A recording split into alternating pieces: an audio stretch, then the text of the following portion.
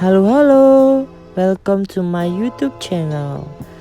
Jangan lupa di subscribe, like and share, komen, dan jangan lupa juga follow Instagramnya aku @gigihatmaja dan sastra.senjakita.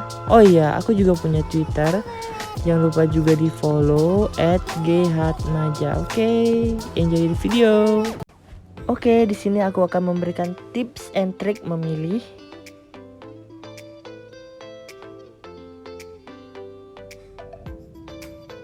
perguruan tinggi negeri dan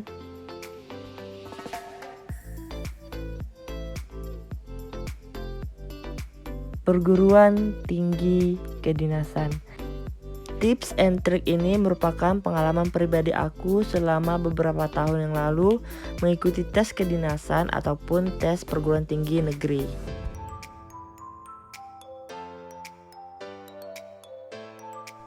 Sebelumnya, saya mengucapkan selamat kepada teman-teman yang sudah berhasil lulus dalam melaksanakan pendidikan di bangku sekolah.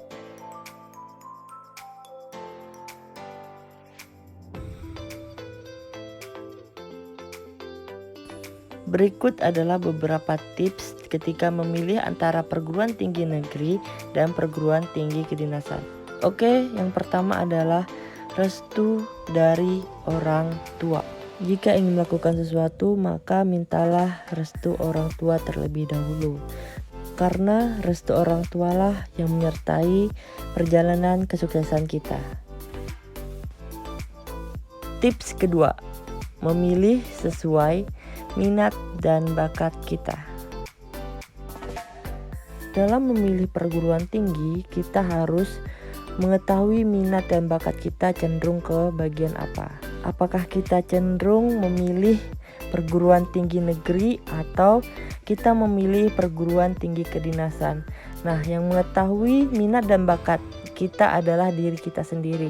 Maka sebelum kita memilih perguruan tinggi, maka kita harus mengetahui minat dan bakat kita ke bagian apa. Pengalaman pribadi saya di perguruan tinggi negeri maupun perguruan tinggi kedinasan, banyak sekali teman-teman yang tiba-tiba putus di tengah jalan.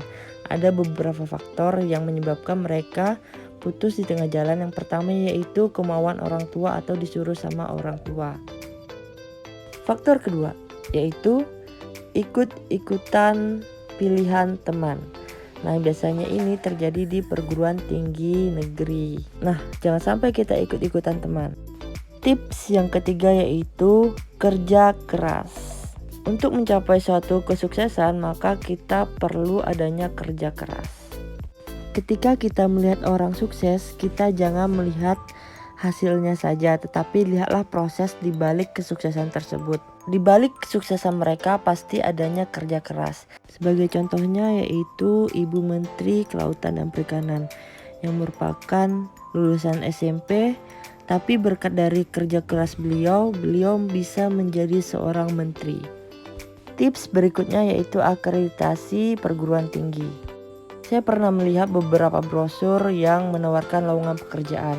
Di syaratnya tersebut ada syarat bahwa dengan kampus akreditasi A minimal IPK 2,7. Dengan akreditasi B minimal IPK 3,00. Sedangkan dengan akreditasi C minimal IPK 3,5. Nah, ini juga bisa menjadi landasan untuk teman-teman melanjutkan pendidikan ke jenjang yang lebih tinggi seperti S2 dan S3. Beberapa kampus memberi syarat untuk melanjutkan ke S2 dan S3 harus minimal terakreditasi B S1-nya.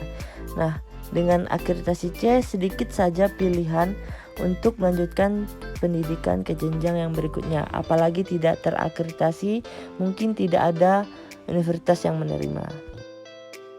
Tips yang terakhir yaitu lulus tes. Untuk perguruan tinggi negeri, jika teman-teman tidak lulus dengan nilai SNMPTN, teman-teman bisa mengikuti tes jalur SBMPTN ataupun tes jalur mandiri. Ini tergantung dari masing-masing universitas yang teman-teman pilih. Untuk sekolah kedinasan pada umumnya yaitu tes CAT atau sistem komputer. Dilanjutkan dengan tes kesemaptaan yang berupa pull up, push up, sit up, shuttle run, dan lari 12 menit tergantung dari masing-masing perguruan tinggi kedinasan. Selanjutnya yaitu tes psikologi, yaitu melihat tes kejiwaan kita. Terakhir yaitu tes pemantauan akhir, yang mana dilihat apakah layak untuk bergabung di kedinasan tersebut. Itu adalah beberapa tips untuk memilih perguruan tinggi yang diinginkan. Semoga membantu. Untuk tips lulus tes perguruan tinggi kedinasan dan perguruan tinggi negeri ada di part berikutnya. Terima kasih.